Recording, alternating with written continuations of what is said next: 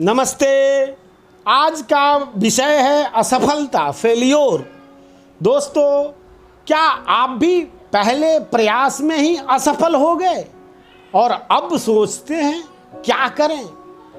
कभी कभी मन में ऐसा ख्याल आता है कि मेरी किस्मत ही खराब है, मेरे भाग्य में ही कुछ नहीं है। जो करना था मैंने किया, लेकिन सफलता नहीं मिली। अब मेहनत करने से क्या फायदा?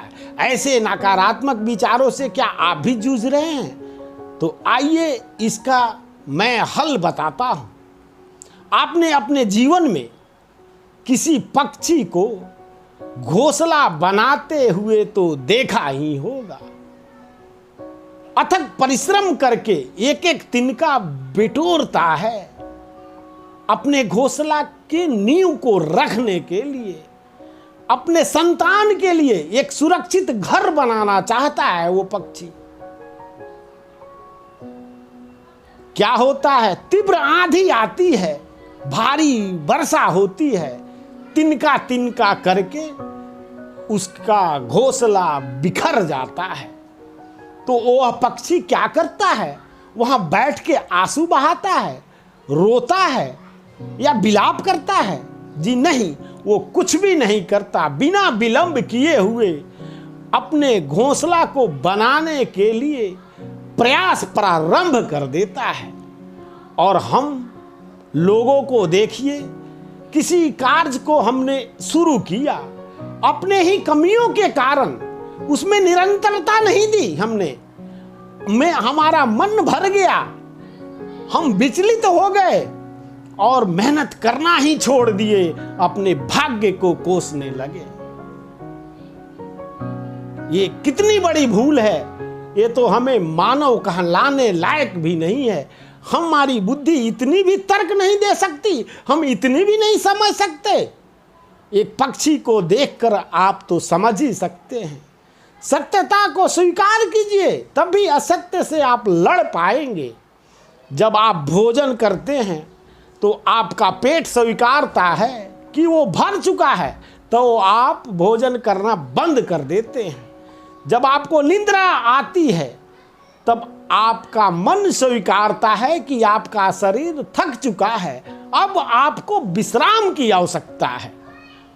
उसी तरह से आप अगर किसी व्यसन में हैं, किसी नशे में हैं, किसी लत में हैं, बुरी लत है जो आपके व्यक्तित्व का दुश्मन है, जो आपके चरित्र का दुश्मन है, जो आपको आगे बढ़ने नहीं देता, पहले प्रयास में ही असफल हो जाना भाग्य को दोषी ठहराता है, ये आपका चालाक मन।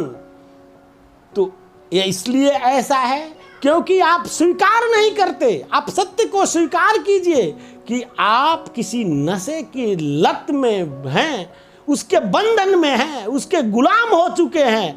तब आपके मन में एक ख्याल आता है कि बहुत हो चुका, अब मैं इसका बंधक हो गया हूं।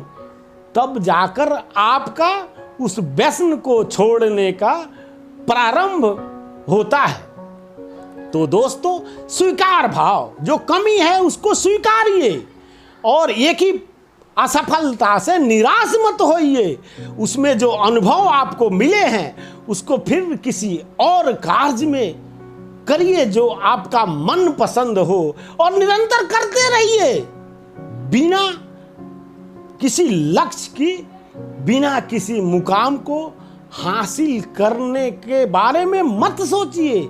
आपका जो कर्तव्य है, कर्म है, वो करिए और श्रेष्ठता से करिए, कोई कमी ना रह जाए। फिर देखिए, आपको फल अवश्य देगी नियति, देती ही है। तो दोस्तों, एक ही बार में फेल हो गए तो क्या हुआ? पूरी जिंदगी बाकी है।